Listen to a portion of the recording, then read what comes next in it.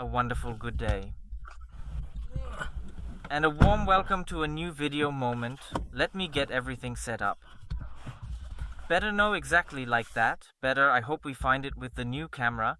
But that's not what this is about here. We have an Opel Meriva model year 2015, and for that we want to reset the service, and I'd say let's get started. So if we want to reset the service on the Opel Meriva, we'll go here and press the menu button to begin the process, making sure to carefully follow each of the steps displayed on the screen.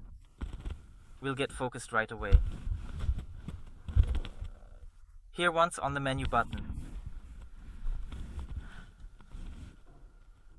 So, here we can go ahead and select the reset option. Next, press the set CLR button located here at the back and make sure to hold it down firmly for a brief moment. And now it jumps up to 100%. Then we can turn off the ignition. And that's how easily you can reset the service here.